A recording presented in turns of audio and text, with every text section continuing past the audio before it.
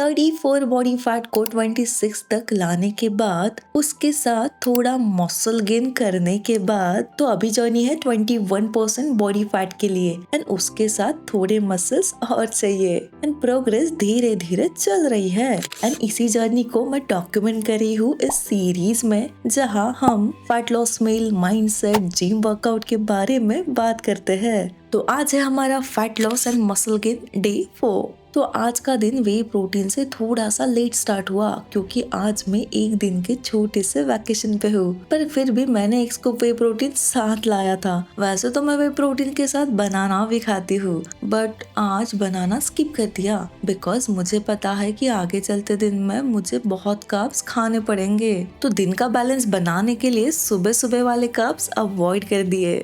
आज का दिन मेरा जिम नहीं हो पाएगा, बट मैं बॉडी को कंटिन्यूअस मूवमेंट में रखने का ट्राई कर रही हूँ। 21% बॉडी फैट तक मुझे जाना है एंड वहाँ तक जाने के लिए कुछ छोटे छोटे स्टेप्स ही काम आएंगे एंड हर दिन परफेक्ट नहीं होगा। And anyways, progress is not about being perfect, it's about being showing up every day, even on a busy days, chill days. So vacation पे कुछ नहीं होता है तो कार्डियो करना इज माई फेवरेट थिंग। तो बहुत घूमने के बाद फाइनली ब्रेकफास्ट का टाइम, और ब्रेकफास्ट में बहुत ज्यादा ऑप्शंस थे, पर जब ऑप्शन ज्यादा होना तभी माइंडफुल रहना बहुत इम्पोर्टेंट हो जाता है। तो मैंने कंट्रोल पोर्शन में थोड़े कार्ब्स के लिए 2 steam idli, chutney and sambar and 4 to 5 chicken nuggets protein के लिए। I know they are fried but option नहीं था। बाकी स्वीट्स एंड डेजर्ट्स में से कुछ नहीं।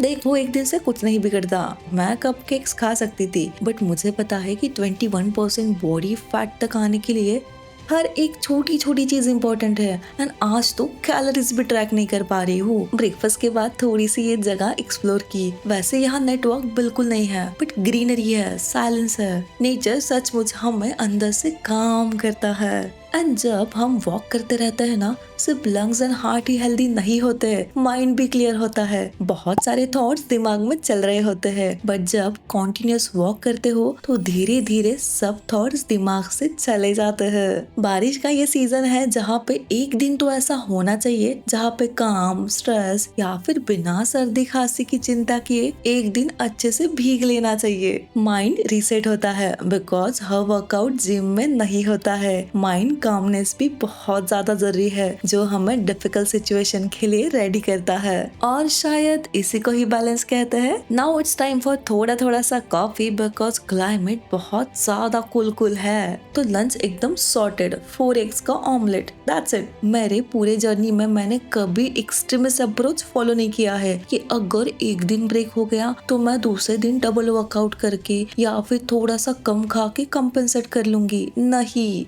मेरा फोकस हमेशा ये रहा है कि कंसिस्टेंसी मेंटेन करूँ, छोटी छोटी चीजें डेली रिपीट करूँ, बिकॉज वही जाके बाद में हैबिट्स बनती है। अगर इमरजेंसी भी आए ना तो भी मैं ट्राई करती हूँ कि 80% तक तो अपनी रूटीन बैलेंस करने की कोशिश करूँ।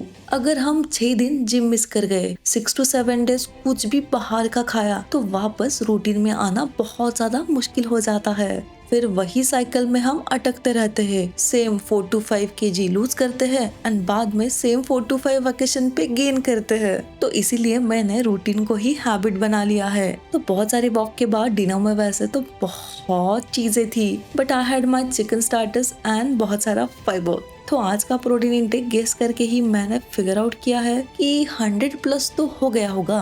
कैलोरीज ट्रैकिंग आज पॉसिबल नहीं हुआ, फिर भी मैंने पोर्शंस में ही खाया है एंड बॉडी को बहुत ज्यादा मूवमेंट में रखा है। बहुत सारे पिक्स क्लिक किए हैं, बट पूरे दिन में पिक्स में नो ब्लोटिंग, फेस पे स्वेलिंग भी नहीं है। जैसी बॉडी की करंट कंडीशन है वैसे ही पिक्स में दिख रहा है। सो काम से ब्रेक जरूरी होता है। नेचर एक्चुअली हमें हील करता है, बट इसमें भी अपनी लाइफस्टाइल को ब्रेक नहीं देना होता है।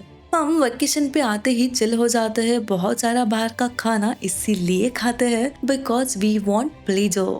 एक पेस्ट्री से हमें इंस्टेंट प्लेजर मिलता है और दिमाग उसे जल्दी से अडॉप्ट कर लेता है, लेकिन डिसिप्लिन, हैबिट्स और फिटनेस, इन सब चीजों में टाइम लगता है, पेशेंस चाहिए। प्लेजर बहुत लेट मिलता है, इसीलिए माइंड डिफिकल्ट चीजें नहीं कर पाता है। बट ट्रस्ट मी, डिफिकल्ट चीजें जैसे workout, calories tracking, mindful habits, ये चीजों से मिलने वाला हैप्पीनेस भले ही देर से मिलता है, बट ये हैप्पीनेस बहुत लंबे समय तक हमारे साथ रहता है। हमें अंदर से डीप सेटिस्फैक्शन मिलता है। और ये हमें खुद फिगर आउट करना होगा कि यार हमें कौन सा स्ट्रेस है जो हम फूड से रिप्लेस कर रहे हैं। और जिस दिन ये फिगर आउट हो गया ना, उस दिन कंसिस्टेंसी भी बनेगी, डाइट में ट्रैकिंग भी बनेगी और जिम में रेगुलर अटेंडेंस भी लगेगी। So I will see you on another episode of my body recomp journey. Till then please like कर दो यार, प्लीज। एंड यूट्यूब का नया हाइप का ऑप्शन आया है, तो इस वीडियो को जितना हो सके उतना हाइप भी करो। टिल देन दिल से थैंक यू एंड अभी के लिए बाय।